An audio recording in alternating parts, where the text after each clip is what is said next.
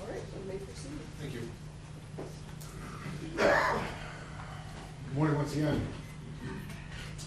Single gunshot wound right to the back of the head. That's what killed Patrick Leoya on a cold, wet, rainy day back in April 2022. It's almost in the middle, maybe a little bit below the middle. You have an opportunity to see it, I think. But that single gunshot wound is what killed him that day. It's not just me saying that. You're going to hear from Dr. Stephen Cole. He's our medical examiner, and he's going to say he can determine that because when a bullet is fired, a gun is fired, the bullet comes out, it comes out that puff of smoke, and that puff of smoke contains some gunshot residue. Now, from far away, you're not going to get gunshot residue on anything, but if it's a close shot within a few feet, you're going to be able to tell unless that gun, that barrel of the gun, was in contact or near contact with the back of the head of the individual. And he's going to tell you it was a contact or near contact wound, that gunshot wound, that killed Patrick. The barrel of the gun was on the back of the head. Now, it's not just you have to rely on his testimony about that either. You have an opportunity to see the video. You'll see the video where the defendant who sits before you here today fired that shot. It's on a cell phone video. So to some extent, your job is somewhat easy because you're going to have more video and access to different videos than just about any jury that's ever been around. You'll have a cell phone video. You'll have a body camera video. You'll have an in-car video. You'll have a security camera video from across the street. You'll see different versions of the video in terms of freeze framing videos. You'll have an opportunity to see everything and break this down video by video. One of the troopers, Zach Batchelor, he synchronized these videos. So you have all the videos together when you go to deliberate this case. You have to watch this over and over again, probably more than you wish to. But it's an important piece of evidence. But that's not the only evidence because, as I said, there's evidence that comes from the stand as well. And we'll call witnesses. And it starts out fairly simple because we're going to start out with David Bakuru. He was a friend of Patrick's. He was, Patrick spent the night at his apartment before he left that morning and died. Dave's going to tell you he was hanging out with Patrick. Patrick and him had gone back. They're both African immigrants. They had been together for a few years. They know each other. He spent the night. Ame Tushimi is the other person that was at the apartment. I think him and David were actually roommates at the time. And Ame is the one who actually took the cell phone video that morning. David says, yes, they hung out, they're drinking, having a good time, nothing special, just kind of hanging out like guys do. And so that morning, he had to wake Patrick up. Patrick had told him the night before, he slept on the couch, hey, wake me up, I gotta leave before 8 o'clock, I got something to do. Now there's another individual, Amark, David doesn't remember him, Ame does, kind of says, yeah, we had to take him to his house, or had to take him to work, but just before 8 o'clock, he was gonna say, yeah, we woke him up, Patrick's gotta leave, he left with Ame, they get in Patrick's car and take off. Now, May's going to tell you, yeah, there was this guy, Mark, we dropped him off at his house, and then we went to see Patrick's own place. Patrick had his own apartment, so they went to Patrick's apartment to kind of check it out. He had just got it, he was kind of excited about it. So they looked at Patrick's apartment, and then they proceeded to leave again, and were driving around. They're going to hear they stopped at like a Walgreens and got some beer. They got some beer, and then they got back in the car and were driving around. Now, from May's perspective, he's the passenger. Patrick's driving his car, sitting in the passenger seat. He's all of a sudden notices there's noises. There's noises going on in the car. The car is making a noise. This isn't like this is an old Nissan Altima or something like that. It's not a great car. So there's noises, and Patrick comments like, "What's going on?" There's noises, and Patrick pulls over to the side of the road. He gets out. Now May is kind of at this point in time, not really paying a whole lot of attention. He's on his phone. But you're going to find out at that point in time, the defendant, as a Grand Rapids police officer, had pulled him over. Was in the process of pulling him over. Now, from a lot of what you're going to get now is coming from the actual body cam, the body cam that's on the officer. Okay? They've got, I think it's on his chest, essentially. It's activated when the overhead lights go on. So at the time Patrick's pulling over, the officers turn on his lights, and Patrick gets out of the car. And you're going to see this interaction between the officer and Patrick at that point in time. Patrick's like, what did I do? And the officer says, get back in the car. The defendant says, get back in the car. What did I do? Now you're going to notice at that point in time that Patrick's first language is Swahili. And there's a definite accent. So the defendant, do you speak English? Patrick says, yes. But the plate doesn't match the car. And that's true. You're going to see evidence that the plate belonged to a Ford Fiesta. This was a Nissan Altima, so the plate did not match the car. Do you have your driver's license? I need your driver's license. Yes, I have one. Patrick opens the door. looks in, and Ame's in there, and Ame doesn't remember a whole lot, but they look, apparently maybe tries to open the glove compartment box. You can kind of see that from the video. Opens the glove compartment box and looks in there, but there's no driver's license. So Patrick shuts the door. Now they're standing in the road, it's a residential area, and Patrick starts to just simply walk away. The defendant grabs him and says, nope, nope, nope, you're under arrest, and Patrick breaks free.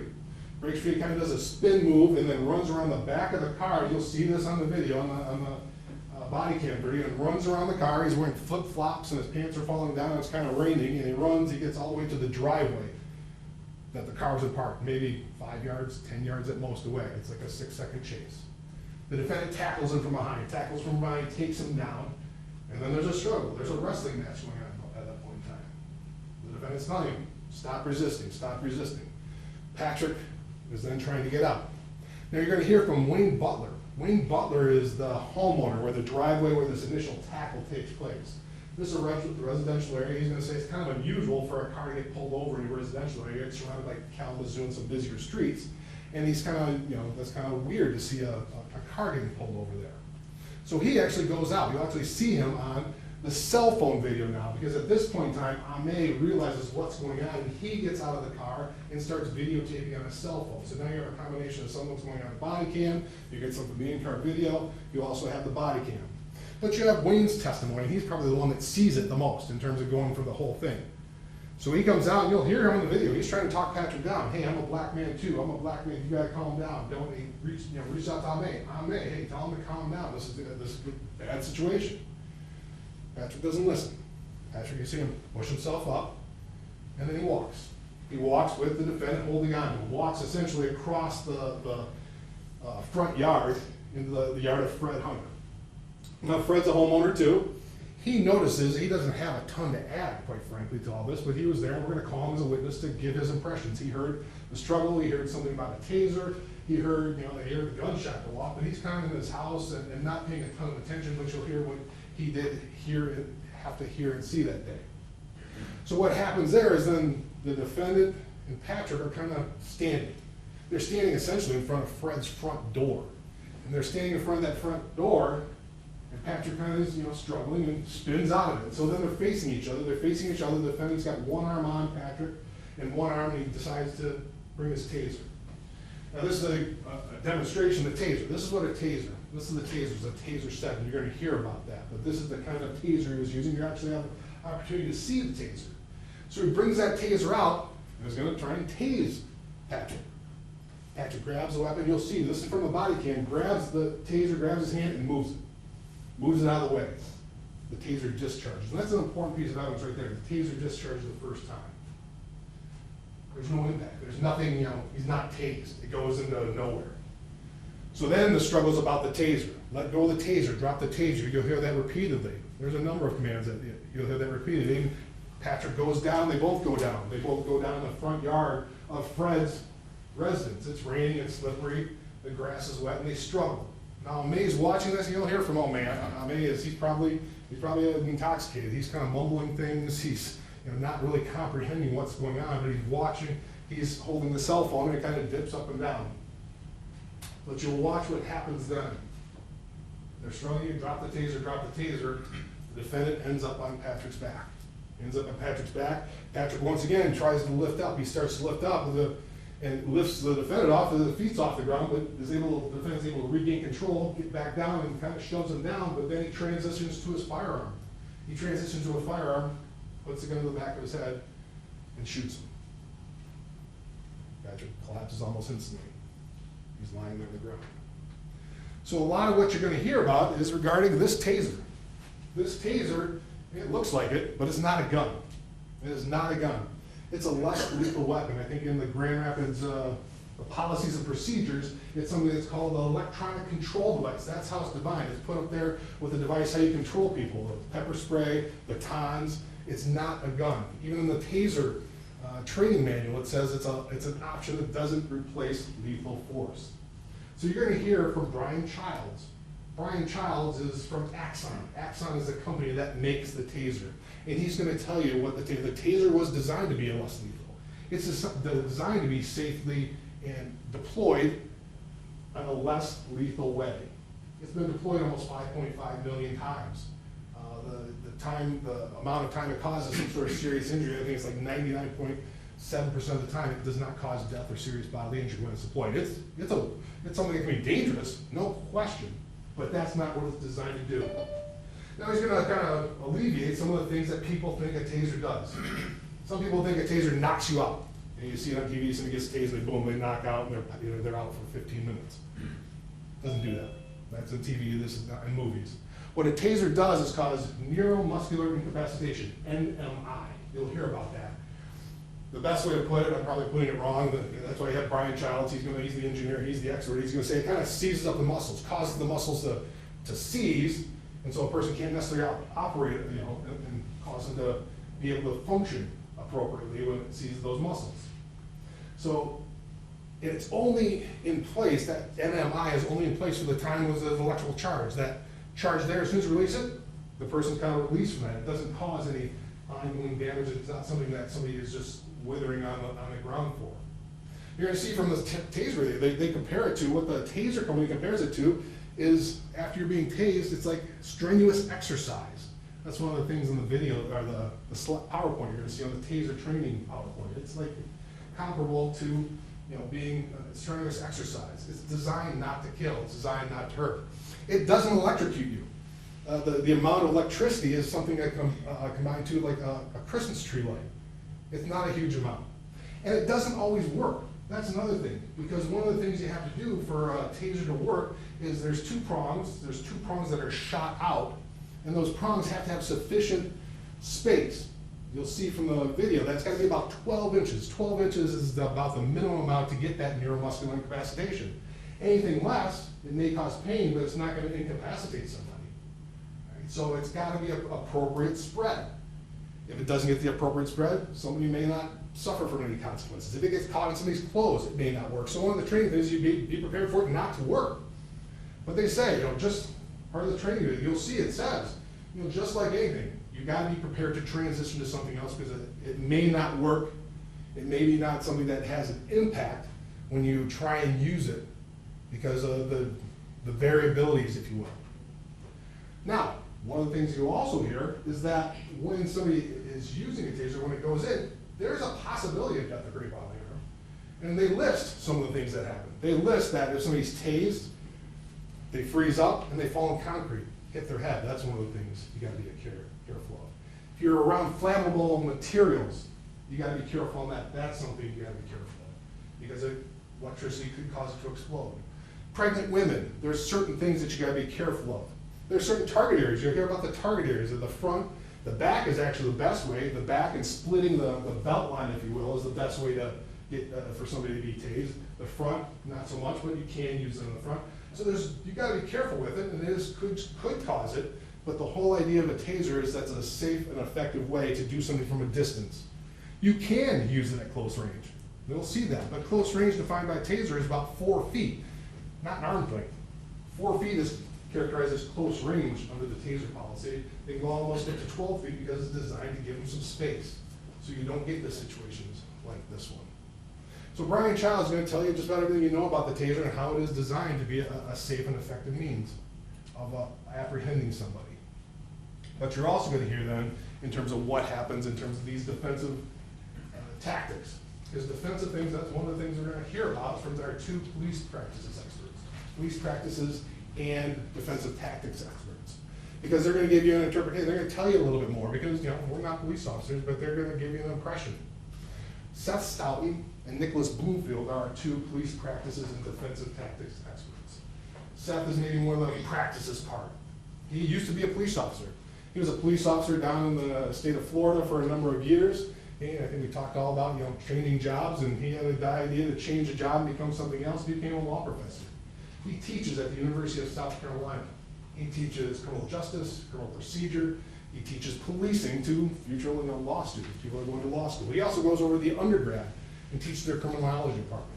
Now you'll hear all his credentials. He works for the American Law Institute. He's written books. He's written law review articles. These are articles in University of Virginia Law Review, University of Minnesota. He goes into different law reviews and researches this topic, presents all these ideas and stuff, because that's what he does for a living. He studies police use of force issues. Nick is maybe the more hands-on individual. He's was a police officer until 2022. I believe he still serves in the reserves and down in New Mexico, where he's from. And he's more the hands-on. He's done defensive training, defensive tactics. He's written policies on how to use defensive things that the police officers have. You're gonna hear about.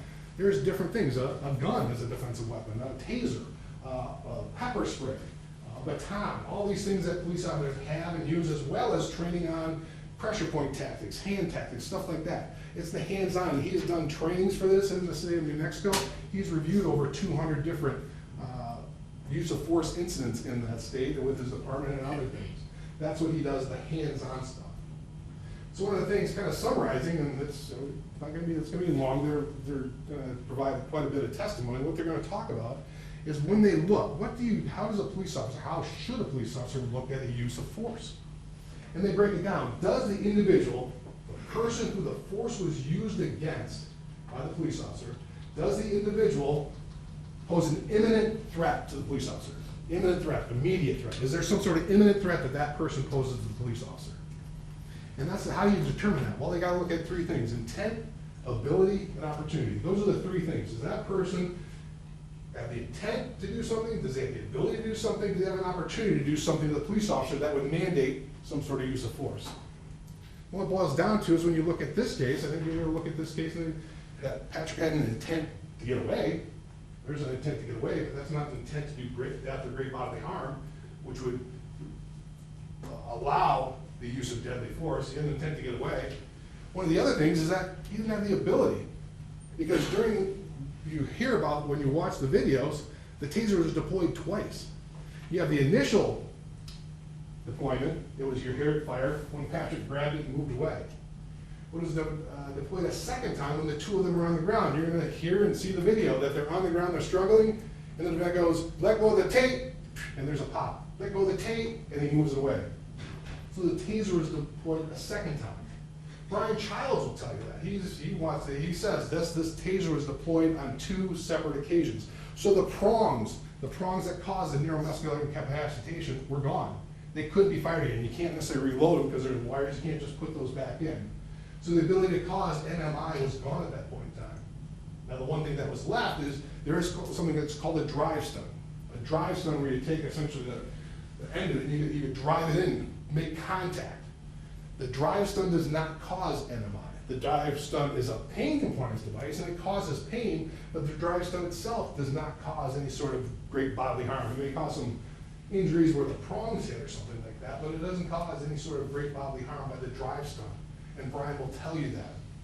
So when you're looking at that, when our 2 experts say it, well, the ability of Patrick to do anything was not there because he couldn't shoot the taser had been shot, the drive stun doesn't cause, so there's no intent, there's no ability to cause any sort of harm to the officer.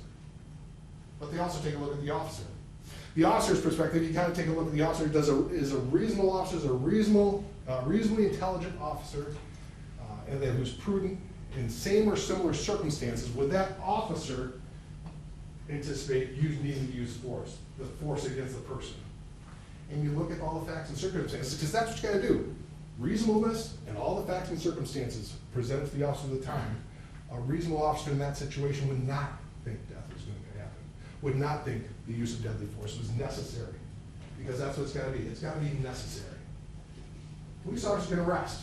That's not the issue. We're not saying he shouldn't have been arrested. Patrick committed crimes. There's no question about that. He committed the crime. He was driving without a license plate. He didn't have a driver's license. He resisted arrest. He pulled away. You're gonna also find out that he was probably drunk driving too, because his blood alcohol level was like a 3.0 at the autopsy. Okay, so he was drunk driving. So it's not an issue of if the defendant had the right to arrest him. The issue becomes, did he have to shoot him? Did he have to kill him in the course of trying to arrest him? I think when you look at all the evidence, you look at you come to a conclusion, the answer is no. Because what the judge just said, I have to prove things. I break it down into 4 things. I have to prove there's a death. That's your checklist. Was there a death here? Well, that's 100% certain. There's a death. Patrick's dead right now. I have to show that the death was caused by the defendant. That's 100%, no question in your mind. He shot him in the back of the head. The third thing, there's three different areas. There was an intent to kill. When you put a gun to somebody's back of the head, there's an intent to kill there. So those are the three things, are 100% you, there's no question. What your issue is and what this trial is about and why you have to decide is that fourth thing or third thing. Was it justified? Was it excused? Or was it lessened to some other crime? When you talk about justified, there's a legitimate good reason for it. Excused as well, yeah, you did all this, but no, it's okay, we're gonna give you a pass. When you take a look at that, when you put all this together, take a look at all the evidence, you have to say it was not justified. It was unreasonable. Patrick never had an intent to do any harm to the defendant. He never intended to kill him. The evidence is going to show he never wanted to do anything other than get away that day. And even if somehow he did, he didn't have the ability to cause any great bodily harm because that taser was not going to do anything. So what this boils down to is it was unjustified and unreasonable. It was a crime. It was a crime here. The defendant committed the crime of murder. A police officer can't commit murder. They're no different than anybody else. They're no different than any citizen. They can commit murder, and that is what happened back in April of 2022. The defendant committed the crime of murder. When you listen to all the proofs, and you go back and deliberate, we're going to ask that you return a verdict of guilty to second-degree murder. Thank you. And Ms. Hamilton, would you like to give your opening now or wait until later? Now, Your Honor. All right, you may proceed.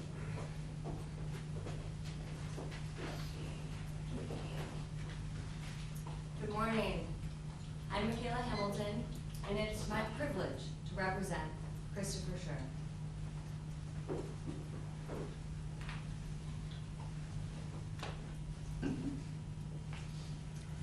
Let go of the taser. Let go of the taser.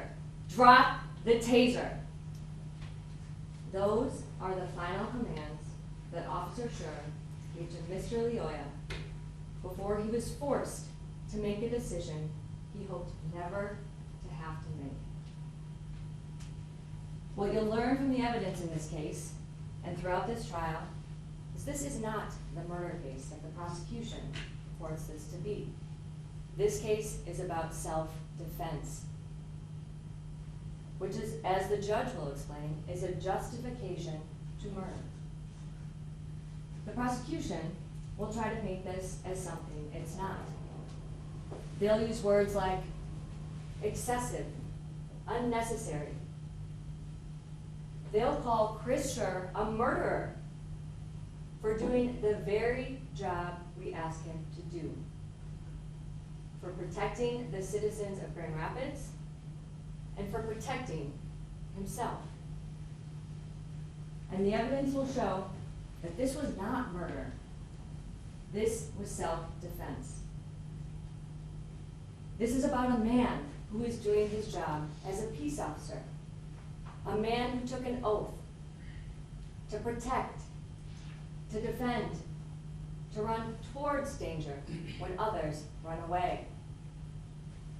The evidence will show that Officer Christopher Schurr did everything he could to avoid using deadly force, even after being disarmed of his taser. He fought with Mr. Lioya for over a minute to try to get his taser back. And you'll see he tries to turn it off. And when he couldn't, when he lost all control, he was forced to make a split-second decision, one he hoped never to have to make. He didn't choose to take a life. He chose to save his own. And we trust that after hearing all of the evidence, after hearing all of the facts, the evidence will show that Christopher Schurr is not guilty. He is not guilty of any crime and must be acquitted of all charges because he followed his training, he followed the law, and he did everything he had to do to survive. So, I want to take you back to that day, April 4th of 2022. It started as an ordinary day. 31-year-old Christopher Schurr woke up around 4 a.m., which wasn't unusual. Chris was used to working hard.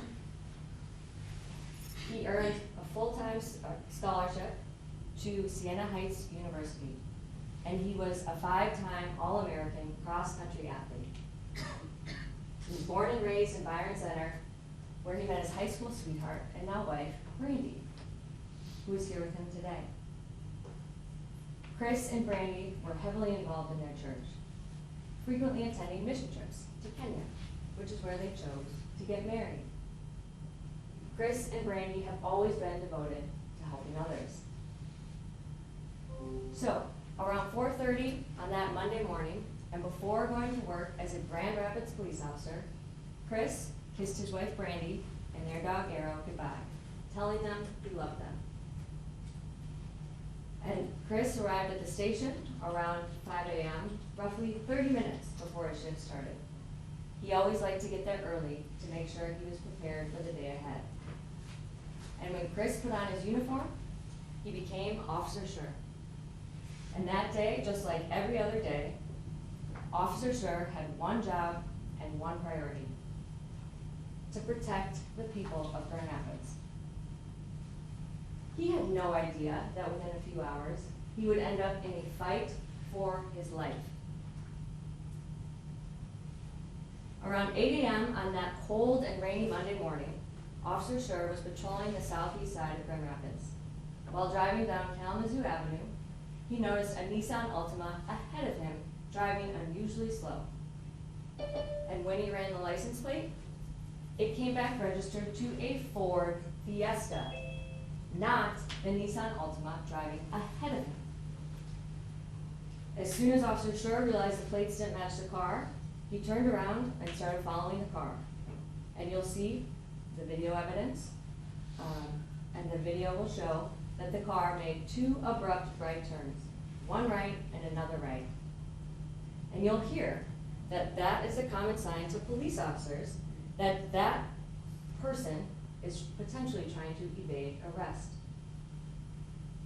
And as soon as the car stops, before Officer Schurr is able to get out of the car, you'll see that Mr. Loyola jumps out of the car immediately, instead of staying inside like everyone else does when they're pulled over. And because of that, Officer Schurr jumped out of his car and immediately commanded him to get back in the car, just like he's trained to do. But the driver failed to comply. And this is a common theme throughout this case. Because Grand Rapids police officers are trained to consider failure to comply. Ask yourself why. As you'll hear, failure to comply with a police officer's lawful commands automatically escalates the situation, raises safety concerns, and creates a reasonable belief that this person could be a potential threat. Ask yourself, why was the plate registered to a different vehicle? Why did the car make 2 abrupt right turns? Why is the driver exiting after coming to a full stop? When Mr. Loyola jumped out of the car, it signaled to Officer Schurr that this could become dangerous very quickly. But despite this, you'll see that Officer Schurr stays calm. He gives the driver the benefit of the doubt and continues with routine stop protocol, asking Mr. Loyola for his license. But instead of cooperating, you'll see Mr. Loyola evaded questions and demanded to know what he did wrong. Officer Schurr confirmed that Mr. Loyola spoke English and calmly explained that the plates didn't match the car. Finally, after the 7th request for a driver's license, you'll see the driver pats his pockets. And then he says he has a license in the car. And he asks the passenger of the vehicle to get it. And you'll see that the passenger couldn't produce a license. And then Mr. Loyola abruptly shuts the door and starts walking away from Officer Schurr. Again, failure to comply. Ask yourself why. Why isn't the driver providing the license? Why did he shut the door and walk away? And you'll hear that officers are trained that when someone tries to distance themselves from a car, it could mean that there's contraband, weapons, or other items inside the car that they don't want the officer to see. All signals raised concerns from the start of the traffic stop. But once Mr. Leoya failed to produce a license, Officer Schurr attempted to place him under arrest. He ordered Mr. Leoya to put his hands behind his head so he could arrest him. But Mr. Leoya continued to ignore his commands. And you will hear that Officer Schurr gave over 29 lawful commands. 29. Ladies and gentlemen, that's 29 chances that Mr. Leoya had to change his outcome safely.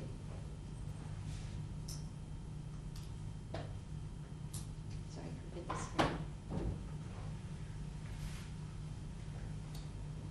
And you'll see that Mr. Leoya doesn't just ignore Officer Schurr's commands.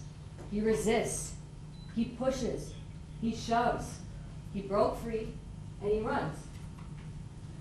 And then you'll see that he fought and fought and fought.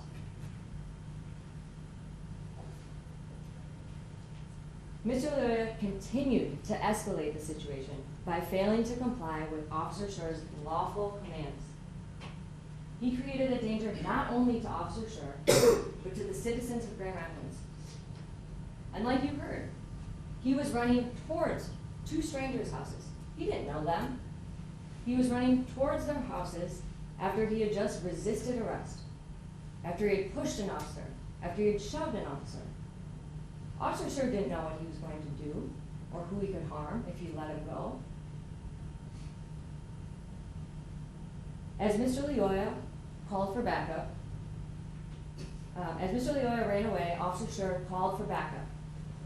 And a short chase ensued, and Officer Schurr tackled him to the ground at a stranger's home, who you'll learn was Wayne Butler and Fred Hunter. Meanwhile, you see the passenger exit the car and start recording on his cell phone. And ladies and gentlemen, ask yourself, what Officer Schurr knew about the passenger at this time? You'll see there's no interaction between them.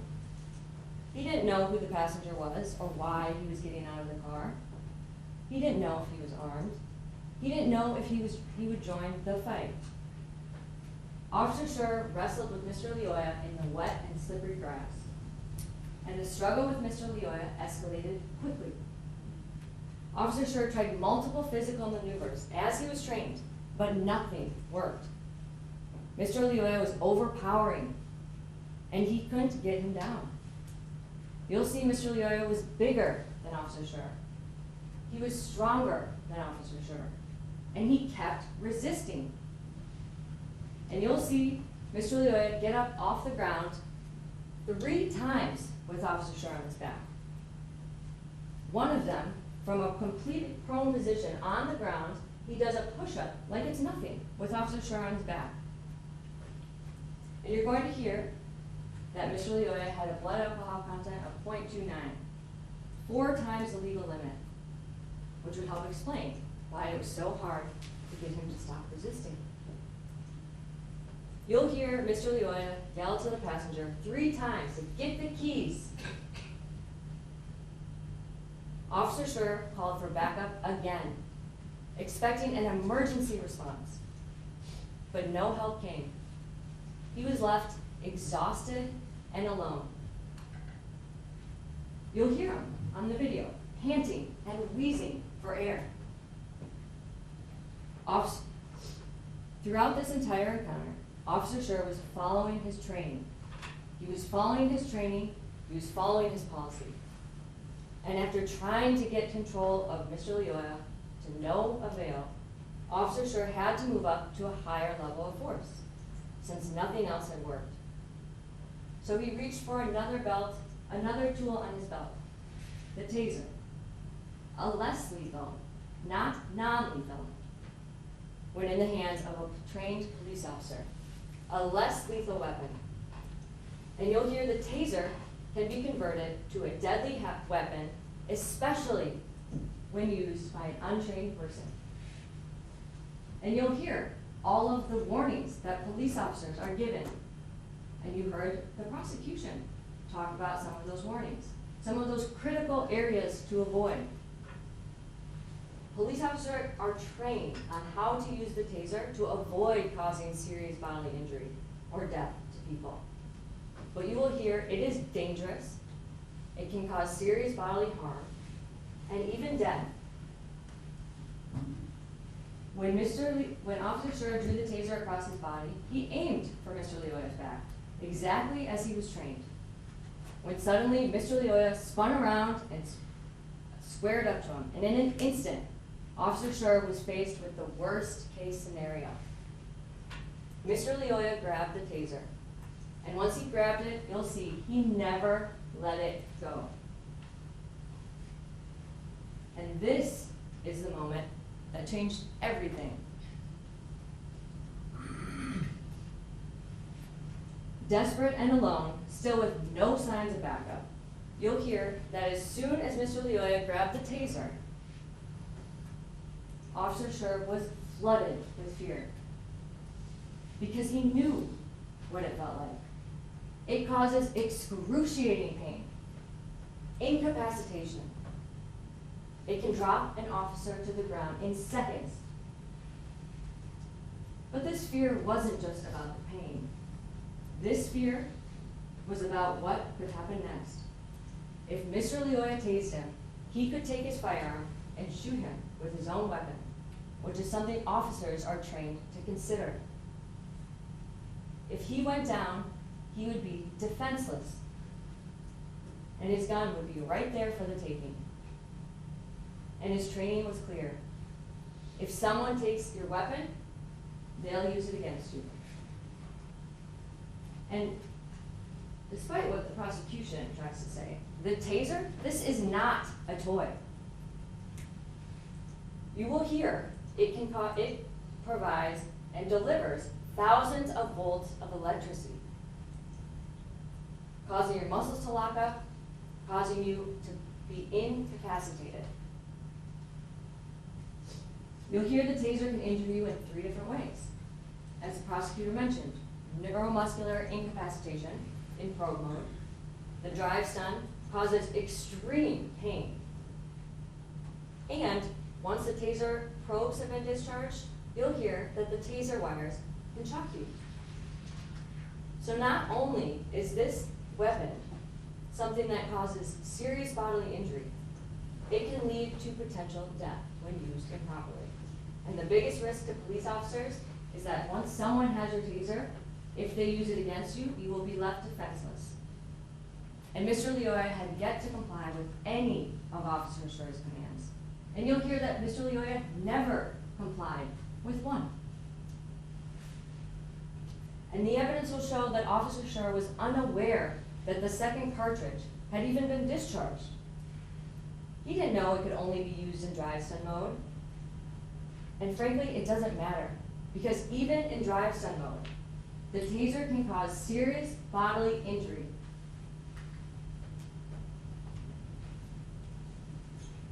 The prosecution will try to downplay this. They'll try to say it's not that harmful. You It's have to not that object bad. that she's arguing now, Your Honor, right? You know, this is not for, to argue against my case, it's to present her case. I would sustain that would be a little bit argumentative. Ms. Hamilton, just tone it down a little bit. Thanks. Throughout this trial, the evidence will show that the taser is a dangerous weapon that can cause serious bodily injury or death, period. The law doesn't ask an officer to wait until they're injured, incapacitated, or shot to act. And you'll hear from our experts and other police officers that officers are trained that action beats reaction. You will hear how quickly officers are trained, someone can turn on them and injure them with a weapon. It's faster than they can respond. And throughout this trial, the only question for you to answer is whether or not Officer Schurr's fear was reasonable. And the prosecution cannot meet its burden that it was unreasonable for Officer Schurr to be afraid of Mr. Lioya after he disarmed him of his taser, gaining full control of it, trying to fight to get it back for over a minute. regardless of the mode. The moment that Mr. Leoya grabbed the taser changed everything. With Officer Schurr's heart pounding, his only thought was clear. I have to get the taser back now so I can arrest him. For over a minute, he fought and fought and fought to get it back. He shouted, "Let go of the taser," again and again and again. Officer Schurr tried everything he could to stop it. He tried to turn it off, but Mr. Leoya's hand blocked the safety. And then, when Officer Schurr looked down, he saw Mr. Leoya holding the taser in his hand like a firearm. And he felt him getting up off the ground again with the taser in his hand, turning up towards him. And in that split second, he had to ask himself the most terrifying question someone can ever ask. Am I about to die? If he didn't act in that moment, he was afraid that he wouldn't make it home that night. So, Officer Schurr, completely out of breath, with no signs of backup on the way, with no other viable options, yelled out one final verbal command to drop the taser. And Mr. Leoya failed to comply. Now, throughout this trial, as you're viewing all the evidence, ask yourself, why would Mr. Leoya let go of the taser if he didn't plan to use it? Why would Mr. Leoya switch it from his left to his right hand? And you'll see this in the video. Why would he do that if he didn't intend to use it? Why would he keep holding on to it after every command to let it go? Why was he holding it like a gun while getting up and turning towards Officer Schurr?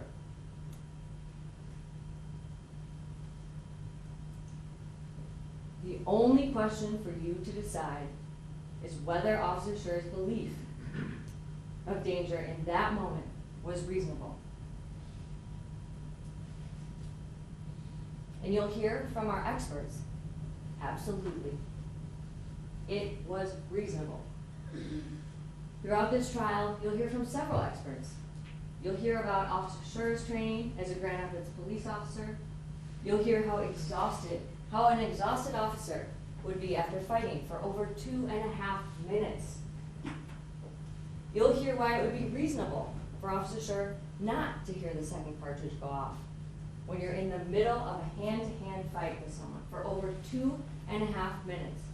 What you hear is an eternity when you are fighting for your life. And you'll hear from several of our experts why Officer Schurr was justified in using deadly force. And you'll also hear from the people's experts, including from the taser manufacturer itself. And they'll attest that the taser can cause serious bodily injury or death when used improperly, especially by an untrained and unlicensed person. You'll also hear from the People's Police Practices experts, a law professor from South Carolina, who was a police officer 20 years ago. You'll also hear from their expert from New Mexico, a police officer from New Mexico. So when you hear from these experts, ask yourself, what are they about? Check, Your Honor, she's arguing again in terms of commenting on our experts. That's not what she's proving, is what. So I'll sustain that as well. When you hear from all of the experts, consider what they're relying on. And at the end of the trial, the judge will instruct you on what the law is and what you must consider based on what Officer Schurr knew and how Officer Schurr was trained. And the law says that a police officer is allowed to use deadly force if he honestly and reasonably believes that he is in danger of serious bodily injury or death. And when you're answering that question, you must consider this from the perspective of an ordinary and prudent person with the knowledge and in the situation of the arresting officer. So when you're considering all of the evidence, when you're hearing from all of the experts about police practices and the use of force, remember this. This is what you'll have to consider. What Officer Schurr knew, what he was trained.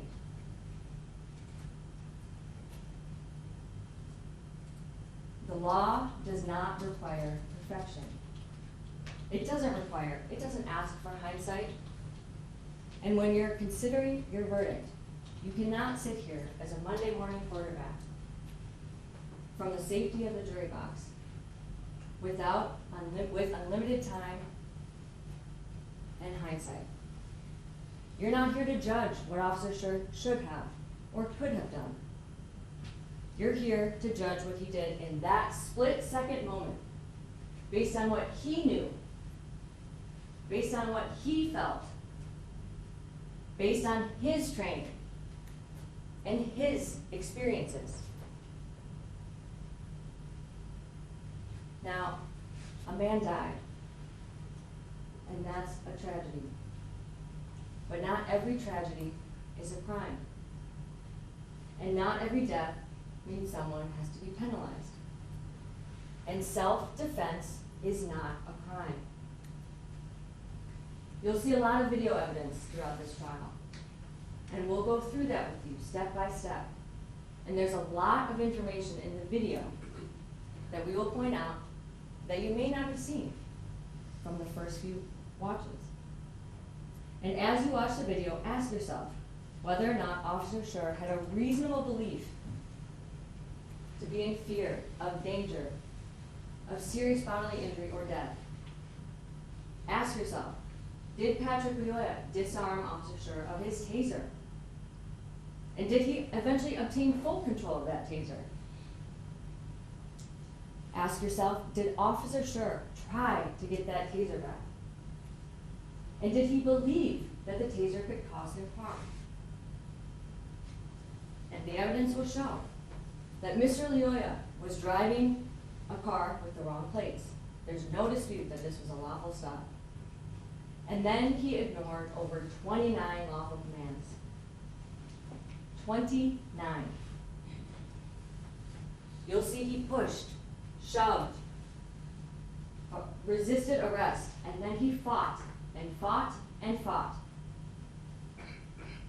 And then he attempted to disarm and did disarm Officer Schurr of his taser, an inherently dangerous weapon. And you'll hear, he was nearly 4 times the legal limit, unfazed by pain. So it's your job throughout this trial to decide whether Officer Schurr's belief that he was in danger was reasonable. And the prosecution, in this case, has the sole burden. They have the sole burden of proof. And the judge will talk to you a little bit more about this at the end of the trial. And it's the prosecution's burden to prove all of the elements of the crime, and also to prove that Officer Schurr was not justified, that he was not in fear. It's not our job to prove anything. It's not our job to convince you he was afraid. It's the prosecution's job to convince you that he was not afraid, that his belief was not reasonable, that it wasn't reasonable for him to be in fear after he was disarmed of his taser, after fighting for over 2.5 minutes. And after you see what Officer Schurr went through, after you hear from our experts, ask yourself, has the prosecution proven beyond one single reasonable doubt that this wasn't self-defense? Because if there's any doubt, the law is clear. In a criminal case where one's liberty is at stake, the Constitution demands something far more: proof beyond a reasonable doubt. So if there's even one doubt in your mind, you must find Officer Schurr not guilty. Not guilty of all charges. And at the end of this trial, we trust that after hearing all of the evidence, you'll understand that this was not murder. This was survival. This was self-defense. And we will trust that you will return the only verdict that reflects the truth. That Officer Schurr is not guilty of any crime and must be acquitted of all charges. Thank you.